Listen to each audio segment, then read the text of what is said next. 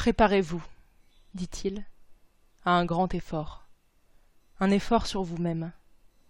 Je veux, homme qui n'avez jamais quitté les flancs, les creux et l'ombre des montagnes, je veux vous amener par le regard de l'esprit dans la grande steppe du Nord. À l'intensité, la gravité de ces masques aux paupières jointes, Gardigedge vit qu'il se livrait à lui sans réserve. « C'est bien, dit-il. Vous allez penser maintenant à une vallée comme aucun de vous n'en a jamais connue, plus large et plus longue, que la plus longue et la plus large de toutes celles que vous avez dans toute votre vie traversées. » Des voix s'élevèrent, comme en transe. « Plus que celle de Ghazni? Plus qu'à Djellalabad?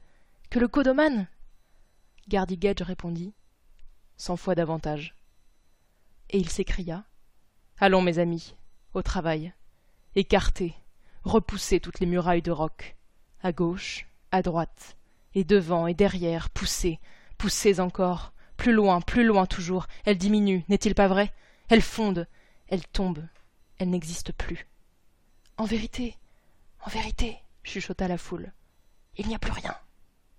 N'ouvrez pas les yeux, ordonna Gardigedge, et regardez maintenant cette vallée sans barrière, sans obstacle, sans fin, plate, nue, libre, lisse, avec de tous côtés, pour seule frontière, le ciel. « Nous voyons! Crièrent les aveugles en extase. Et là, continua Gardigedge, s'étale jusqu'au bout du monde un tapis d'herbes, et quand elles sont touchées par le vent, ce tapis sent l'absinthe à l'odeur amère. Et le plus rapide coursier peut galoper jusqu'à tomber de fatigue, et le plus vif oiseau voler jusqu'à l'instant où ses ailes ne le supportent plus. Ils n'apercevront rien, et toujours, que des herbes, et des herbes d'où l'absinthe répand son parfum. Gardigedge respira difficilement, et acheva d'une voix lasse et douce comme un froissement de plumes. « Telle est la steppe. »« La steppe !» répéta l'assistance avec transport.